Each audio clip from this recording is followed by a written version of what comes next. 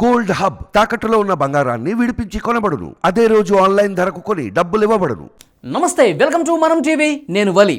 ఆంధ్రప్రదేశ్లో మహిళా ఓటు ఎటువైపు? ఆంధ్రప్రదేశ్లో మహిళలు ఏం ఆలోచిస్తున్నారు? ప్రస్తుతం పోలింగ్ సమయం దగ్గర పడుతోంది. ఆంధ్రప్రదేశ్లో మహిళల ఓట్లు చాలా కీలకంగా ఉంటాయి ప్రతి ఎన్నికలో కూడా. ఎందుకంటే ఆయా నియోజకవర్గాల్లో మహిళల ఓట్లు ఏ పార్టీకి అనుకూలంగా ఉంటే ఆ పార్టీ డెఫినెట్గా విజయ తీరాలకు చేరుకునే పరిస్థితుంది. సో ఆంధ్రప్రదేశ్లో ప్రస్తుతం సంక్షేమ రాజ్యం నడుస్తుంది. వైసీపీ ప్రభుత్వం అనేక సంక్షేమ పథకాలు అమలు చేస్తోంది. ముఖ్యంగా ఆంధ్రప్రదేశ్లో సంక్షేమ పథకాల గురించి మాట్లాడుకుంటే కనుక అమ్మఒడి పథకం ప్రధానంగా అందరూ నోళ్ళలో నానుతూ ఉంటుంది. ఎందుకంటే తమ పిల్లల్ని స్కూల్కి పంపిస్తే కనుక ప్రతి సంవత్సరానికి ఒక విద్యార్థికి 14,000 రూపాయలు వైసీపీ ప్రభుత్వం నేరుగా వాళ్ళ అకౌంట్లో జమ చేస్తున్న పరిస్థితి కనిపిస్తుంది. మరోవైపు చేయూత పథకం తీసుకుంటే 45 సంవత్సరాలు నిండిన మహిళకు 18,500 రూపాయలు ప్రభుత్వం మహిళలకు ఆసరాగా చేదోడు వాదోడుగా ఉంటుందని చెప్పి చేయూత పథకం ద్వారా 18,500 రూపాయలు ఇస్తున్నారు. ఇక డ్వాక్రా సంఘాలకు రుణాలు ఎలాగూ వస్తున్నాయి. దాంతోపాటు వితంతు పింఛన్లు, ఇట్లా చెప్పుకుంటూ పోతే మహిళల కేంద్రంగానే ఈ సంక్షేమ పథకాలు నడుస్తున్నాయి. మహిళల్ని ఆకర్షించడానికి మహిళల ఓటు బ్యాంకే కీలకంగా ఈ సంక్షేమ పథకాలు అమలు చేస్తున్న పరిస్థితి కనిపిస్తోంది. ముఖ్యంగా ఆంధ్రప్రదేశ్లో మహిళలు చాలా సానుకూల వైఖరి కనబరుస్తున్నట్టుగా తెలుస్తుంది సంక్షేమ పథకాల పట్ల. ఎందుకంటే ఈ సంక్షేమ పథకాలలో వాళ్ళ బతుకుల్లో ఎంతో కొంత మార్పు కనిపిస్తుందని మహిళలు చెప్తున్నారు. గత ప్రభుత్వాలతో పోల్చుకుంటే ఈ ప్రభుత్వంలో మహిళలకు న్యాయం జరిగింది. మహిళలు చాలా సానుకూల వైఖరి కనబరుస్తున్నారు. ప్రభుత్వం పట్ల చాలా సంతృప్తిగా ఉన్నారని ఒక సమాచారం వస్తుంది. మనం చెప్పుకునే పథకాలు కావచ్చు, తర్వాత ప్రభుత్వం నేరుగా అకౌంట్లలోనే. గతంలో కూడా ఏదైనా పథకం ఇస్తే కనుక ఇట్లా నేరుగా అకౌంట్లో పడే పరిస్థితి లేదు.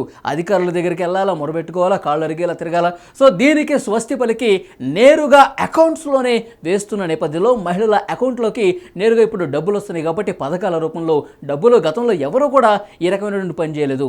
సో ఇప్పుడు జగనన్న కాలనీస్ పేరుతో ఇల్లు కూడా ఇస్తున్నారు. అవి కూడా మహిళల పేరు మీద వస్తున్న నేపథ్యంలో మహిళలు చాలా సంతృప్తిగా ఉన్నట్టుగా తెలుస్తోంది. సో గతంతో పోల్చుకుంటే ఇప్పుడు చాలా బాగుంది. సంక్షేమ పథకాలు మహిళలకు ఉపయోగకరంగా ఉన్నాయి. కాబట్టి మెజారిటీ మహిళలు ఈసారి వైసీపీకి అండగా నిలబడటానికి సానుకూలత కనబరిచినట్టుగా తెలుస్తోంది. గతంలో కూడా మనం చాలా సర్వేలు చేశాం. ఆ సర్వేల్లో కూడా ప్రతి ఇంటికి వెళ్ళినప్పుడు సంక్షేమ పథకాలు ప్రస్తావన ఎక్కువగా వస్తుంది. 13 జిల్లాల వ్యాప్తంగా కూడా అనేక నియోజకవర్గాల్లో మా బృందాలు పర్యటించినప్పుడు కూడా మగవాళ్ళ కొంత వ్యతిరేకత ప్రభుత్వం మీద కనబరుస్తున్నప్పటికీ కూడా లేడీస్ మాత్రం అవుట్ రైట్గా మళ్ళీ జగనన్నే కావాలి, మళ్ళీ జగనన్నకే మా ఓటు, మళ్ళీ జగనన్న వస్తేనే ఈ సంక్షేమ పథకాలు అమలవుతాయని చెప్తున్నారు. సో ఇట్లా ఈ కాంట్రాస్ట్ అనేది కనిపిస్తుందండి మహిళలకి పురుషులకి మధ్య. ప్రతి ఇంట్లో కూడా సో మళ్ళీ జగనన్న వస్తేనే ఈ సంక్షేమ పథకాలు ఉంటాయి, వేరే ప్రభుత్వం వస్తే ఈ సంక్షేమ పథకాలు రావు, ఇప్పుడు వస్తున్న డబ్బులు రావు. చాలా గట్టి పట్టుదలగా మహిళలు చెప్తున్నారు. మళ్ళీ జగనన్న వస్తేనే మనకి ఇప్పుడు ఈ అమ్మఒడి కావచ్చు, చేయూత కావచ్చు, ఈ డ్వాక్రా రుణాలు కావచ్చు, ఇవి ఇట్లాగే కంటిన్యూ అవుతాయి. సో డెఫినెట్గా జగనన్న రావాలి. సంక్షేమ పథకాలు బంద్ అయితే మళ్ళీ మన పరిస్థితి ఆర్థికంగా దిగజారిపోతుంది. కాబట్టి జగనన్నకే మా ఓటు అని చెప్పి మెజారిటీ మహిళలు అనేక ప్రాంతాల్లో చెప్తున్నటువంటి పరిస్థితి కనిపిస్తుంది. ఒకవైపు పురుషులకి మహిళలకి మధ్య ఇంట్లో ఫ్యామిలీ మధ్య కొంత గొడవలు కూడా జరుగుతున్నట్టుగా తెలుస్తుంది. ఎందుకంటే మా బృందం, ఒక ఉదాహరణ మీకు చెప్తున్నాను, మనం టీవీ నుంచి ఒక బృందం ఒక జిల్లాలో ఒక గ్రామానికి వెళ్ళి అక్కడ సర్వేలో భాగంగా అక్కడ మాట్లాడుతుంటే కనుక డెఫినెట్గా ఆ కుటుంబంలో అంటే భార్యాభర్త మధ్య ఒక చిన్నపాటి గొడవ జరిగింది. రాజకీయాల ప్రస్తావన వచ్చింది. మీ ఓటు ఎవరికి అని చెప్పి మా ప్రతినిధి ఒకరు అడిగితే జగనన్నకి వేస్తామని చెప్పి మహిళ చెప్పారు. లేదు, నా ఓటు మాత్రం కూటమికే, అంటే అప్పుడు బీజేపీ రాలేదు, టీడీపీ జనసేనకే మా ఓటు అని చెప్పి ఆ పురుషుడు చెప్పిన పరిస్థితి కనిపిస్తుంది. అంటే ఆమె భర్త చెప్పినటువంటి పరిస్థితి కనిపిస్తుంది. ఎందుకంటే ఆయన పురుషుడు చెప్పింది ఏంటంటే సంక్షేమ పథకాలు ఇస్తున్నారు. సో సంక్షేమ పథకాలు ఇచ్చిన తర్వాత మళ్ళీ ఆ డబ్బుల్ని ప్రభుత్వమే తీసుకుంటుంది. ఎందుకంటే ధరలు విపరీతంగా పెరిగిన పరిస్థితుంది. సో పెట్రోల్ డీజిల్ రేట్లు బాగా పెరిగాయి, కూరగాయల రేట్లు పెరిగాయి, నిత్యావసర వస్తువుల రేట్లు బాగా పెరిగాయి. సో ఇచ్చినట్టే ఇచ్చి తీసుకుంటున్నాడని చెప్పి భర్త చెప్తున్నటువంటి పరిస్థితి కనిపిస్తుంది. ఒకవైపు రోడ్లు లేవు, రాజధానులు లేవు, పిల్లలకు ఉద్యోగాలు లేవు. ఈ ప్రస్తావన కూడా పురుషుడు అంటే ఆమె భర్త చెప్పిన పరిస్థితి కనిపిస్తుంది. కానీ ఈవిడేం చెప్తుందంటే సంక్షేమ పథకాలు అసలు గతంలో ఇంత బాగా ఇచ్చినటువంటి పరిస్థితి లేదు, నేరుగా అకౌంట్స్లోకి పడుతున్నాయి, మన బతుకులు కొద్దో గొప్ప మారిన పరిస్థితి ఈ డబ్బులతో జరుగుతుంది. కాబట్టి మళ్ళీ నా ఓటు మాత్రం జగనన్నకే. అంటే ఇట్లా కాంట్రాస్ట్ కనిపిస్తుంది. మహిళలేమో జగన్ గారికి సానుకూలత వ్యక్తం చేస్తున్నారు, మరోవైపు పురుషులేమో పూర్తిగా దీనికి భిన్నంగా ఉన్నటువంటి పరిస్థితి కనిపిస్తుంది. సో ఏదేమైనప్పటికీ కూడా ఇట్లా విభిన్న వాతావరణం చాలా వరకు అనేక కుటుంబాల్లో కనిపిస్తుంది. మరోవైపు యువత పరిస్థితి చూసుకుంటే కనుక వాళ్ళు కూడా జగన్ గారికి కొంత వ్యతిరేకత కనబరిచినప్పటికీ కూడా కొంత ఇట్లా మిక్స్డ్ సిచ్యువేషన్స్ అయితే చాలా ప్రాంతాల్లో కనిపిస్తుంది. సో మనకు అందుతున్నటువంటి సమాచారం ప్రకారం సంక్షేమ పథకాల విషయం గురించి మళ్ళొకసారి మనం మాట్లాడుకుంటే ఆంధ్రప్రదేశ్లో మహిళల ఓటు బ్యాంకు చాలా కీలకం. మెజారిటీ ఓట్లు అయితే జగన్ గారికి సానుకూలంగా ఉన్నట్టుగా కనిపిస్తుంది. సో డెఫినెట్గా ఇది ఒక మంచి పరిణామంగా చెప్తున్నారు. ఇప్పుడు కొత్త మేనిఫెస్టోలు అతి త్వరలోనే రాబోతున్నాయి. సూపర్ 6 పేరుతో చంద్రబాబు గారు కూడా సంక్షేమ పథకాల విషయంలో మీరెవరూ అధైర్యపడవద్దు, సంక్షేమం అందించడానికి గతంలో కూడా మనం సంక్షేమం అందించాం, చాలా పథకాలను కూడా మేము అందించిన పథకాలని పూర్తిగా తూట్లు పొడిచి ఉన్న వాటిని క్యాన్సిల్ చేశాడు జగన్మోహన్ రెడ్డి గారు. సో ఆ పథకాలు మళ్ళీ వస్తాయి.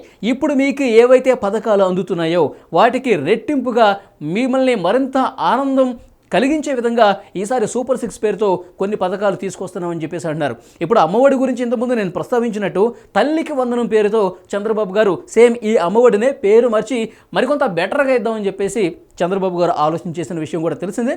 మినీ మేనిఫెస్టోలో ఈ విషయాలు కూడా ప్రస్తావించారు. సో పూర్తి స్థాయి మేనిఫెస్టో రాబోతుంది కూటమికి సంబంధించి. దాంతోపాటు జగన్ గారు కూడా సంక్షేమ పథకాలు చూపించే ఆయన అధికారంలోకి వచ్చారు, ఒక్క ఛాన్స్ అని చెప్పారు. సో అద్భుతమైనటువంటి పథకాలు అందిస్తామని చెప్పి హామీ ఇచ్చారు. దానికి తగ్గట్టుగానే ప్రజలు ఓటేసి జగన్ గారిని గెలిపించారు. కాబట్టి ఇప్పుడు 98% ఇచ్చిన హామీలు అమలు చేసిన ఘనత వైసీపీ ప్రభుత్వానికే దక్కుతుందని చెప్పి ఇప్పుడు మేమంతా సిద్ధం యాత్రలో కూడా ఆయన చెప్తున్నారు.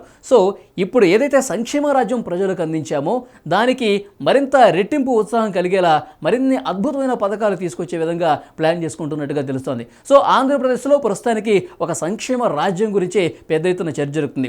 కూటమి ప్రభుత్వం వస్తే కనుక చంద్రబాబు మళ్ళీ ముఖ్యమంత్రి అయితే ఇటు సంక్షేమ పథకాలు తర్వాత అభివృద్ధి కేంద్రంగా కూడా పరిస్థితి ఉంటుంది. రాష్ట్రంలో అభివృద్ధిలో పూర్తిగా కుంటుపడిపోయింది, రాజధాని లేదు, తర్వాత ఉద్యోగాలు లేవు, పరిశ్రమలు లేవని చెప్పి పెద్ద ఎత్తున విమర్శలు వస్తున్నటువంటి ప్రస్తుత తరుణంలో ఒకవైపు అభివృద్ధి మరోవైపు సంక్షేమం రెండూ కనిపించే విధంగా మా ప్రభుత్వం ఉందని చంద్రబాబు నాయుడు గారు కూటమిలో ఉన్నటువంటి వాళ్ళు చెప్తూ ఉన్నారు. జగన్ గారు చెప్తున్నారు ఇప్పుడున్న సంక్షేమం ఎటుపోదు, చంద్రబాబు గారు వస్తే సంక్షేమం పూర్తిగా గాలి కుదిలేసే పరిస్థితి ఉంటుంది, ఈ పథకాలు రావని చెప్పి వాళ్ళ విమర్శలు రాజకీయంగా చేయాల్సినవి చేసుకుంటూనే ఉన్నాయి. సో ఇప్పటికిప్పుడు మనకు అందుతున్న సమాచారం మనం టీవీ బృందం కావచ్చు, సో మిగతా సర్వే ప్రతినిధులు చేసినటువంటి వాళ్ళ ఆలోచనలు ఒకసారి మీ ముందు పెడితే కనుక మహిళలు ప్రస్తుతం అందుతున్నటువంటి సంక్షేమ పథకాల పట్ల చాలా అంటే చాలా సానుకూలత వ్యక్తం చేస్తున్నారు. డెఫినెట్గా మెజారిటీ మహిళల ఓట్లు ఈసారి జగన్ గారికే పడబోతున్నట్టుగా సమాచారం అయితే మనకు వస్తుంది. సో చూద్దాం తర్వాత పరిణామాలు ఎట్లా ఉంటాయి. 2 మేనిఫెస్టోలు వచ్చిన తర్వాత దేని మీద మహిళా ఓటర్లు మళ్ళీ మొగ్గు చూపే అవకాశం కనిపిస్తుంది. మహిళలు ఆలోచన కొద్దిపాటి మార్పు ఏమన్నా ఈసారి ఏమన్నా కనబడుతుందా, లేదంటే జగన్ గారికే ఆ ఓట్ బ్యాంక్ అలా కంటిన్యూ అవుతుందనేది చూడాల్సిన అవసరం అయితే ఉంది. Thank you very much.